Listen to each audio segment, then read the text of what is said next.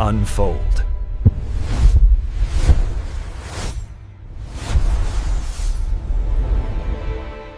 자, 오늘은 현대과학계에서 가장 충격적인 사건으로 꼽히는 바로 그 이야기의 진실을 한번 파헤쳐 보겠습니다. 시작부터 굉장히 강렬한 문장이죠. 이 충격적인 이야기를 제대로 이해하려면요, 이 모든 사기극이 어떻게 가능했는지 당시 대한민국의 분위기를 먼저 알아야만 합니다. 때는 외환 위기의 상처가 아직 다 아물지 않았던 때였어요. 대한민국은요, 정말 절실하게 영웅을 원하고 있었죠. 그리고 바로 그때 황우석이라는 한 과학자에게서 그 희망을 발견한 겁니다. 황우석 교수가 바로 이 분야, 그러니까 환자 맞춤형 줄기세포에서 세상을 뒤흔들 발견을 했다고 주장하면서 엄청난 명성을 얻게 됩니다. 그것도 세계 최고 학술지인 사이언스에 논문을 연달아 발표하면서 말 그대로 전 세계를 깜짝 놀라게 만들었죠. 그가 제시했던 희망은 정말 어마어마했습니다. 휠체어를 탄 사람이 다시 걷게 되고 파킨슨병이나 당뇨병 같은 난치병을 정복할 수 있다. 이건 거의 기적에 가까운 약속이었으니까요. 이런 엄청난 약속에 온 나라가 말 그대로 열광적으로 화답했습니다. 정부는 그를 대한민국 제1호 최고과학자로 선정했고요. 심지어 매년 무려 30억 원이라는 연구비를 지원하기로 결정합니다. 그에 대한 지원은 정말 상상을 초월하는 수준이었어요. 이러다 보니까 그의 연구에 조금이라도 의문을 제기하는 건 이건 뭐 거의 반역행위처럼 여겨지는 아주 강력한 황우석 카르텔이라는 것까지 만들어졌습니다. 하지만 이렇게 화려한 대중적 이미지의 바로 그 뒤편, 황우석의 연구실 안에서는 아주 어두운 진실이 서서히 골마가고 있었습니다. 이 거대한 신화의 처음으로 균열을 낸 건 바로 내부의 한 사람이었습니다. 황우석 팀의 연구원이었던 류영준 박사였는데요. 그는 양심의 가책 때문에 엄청나게 고뇌하다가 결국 모든 걸 잃을 각오를 하고 진실을 폭로하기로 결심합니다. 그가 터뜨린 첫 번째 폭탄은 바로 인간 난자의 출처 문제였습니다.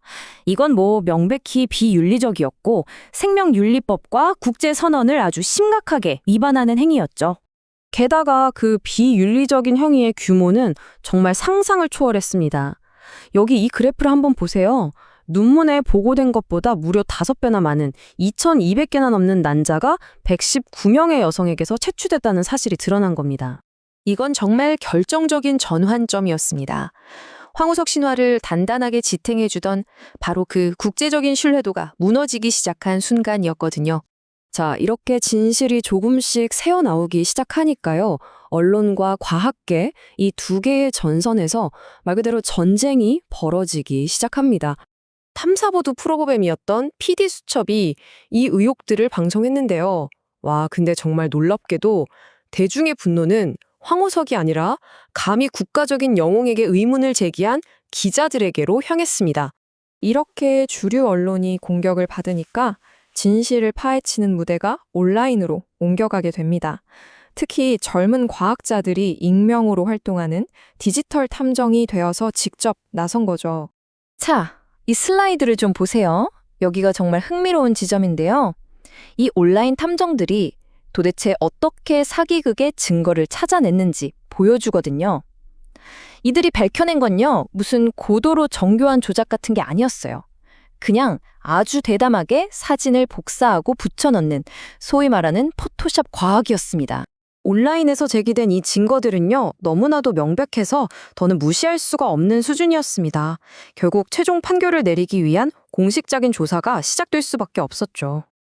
그리고 2006년 1월 10일 마침내 최종 판결이 내려집니다. 서울대학교 조사위원회의 결론은 아주 단호했어요. 환자 맞춤형 줄기세포는 존재하지 않는다. 한마디로 황우석의 모든 연구가 의도적인 조작이었다는 겁니다. 그 이후의 몰락은 정말 신속하고 완전했습니다. 그의 연구는 과학계 기록에서 영원히 지워졌고 그가 가졌던 모든 명예와 지위도 박탈당했죠. 그렇다면 가장 중요한 질문이 남죠. 도대체 우리는 왜 이렇게 속수무책으로 속았던 걸까요? 조사 결과는 완벽한 폭풍을 지목했습니다. 세계 최초라는 성과에만 집착해서 윤리는 무시해버린 문화, 진실을 감시하기는커녕 권력의 편에 섰던 언론, 그리고 과학적 사실마저 애국심이라는 잣대로 판단해버린 맹목적인 국가주의까지 이 모든 게 합쳐져서 이 거대한 사기극을 만들어낸 겁니다. 자, 이렇게 과학이 거짓으로 드러나고 신화가 산산조각 뒤 이 모든 사건의 중심에 있었던 그 남자는 과연 어떤 심판을 받았을까요? 검찰은 그를 여러 혐의로 기소했는데요. 여기 보시는 것처럼 연구비 28억 원을 빼돌린 횡령 혐의는 물론이고요. 인간 난자를 불법적으로 사들인 생명윤리법 위반, 그리고 이 모든 것의 바탕이 된 사기 혐의까지 포함됐습니다. 최종 판결은 징역 1년 6개월에 집행유예 2년. 결국 그는 감옥에 가는 건 피했지만 국가적 영웅이 아니라 명예가 땅에 떨어진 과학자라는 회복 불가능한 평판만 남게 됐습니다. 이 스캔들은 끝났습니다. 하지만 이 질문이야말로 이 사건이 우리에게 남긴 가장 중요하고도 무거운 유산일 겁니다.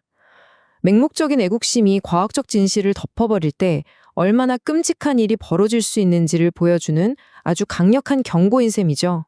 하지만 이 사건은 우리에게 희망적인 교훈도 남깁니다.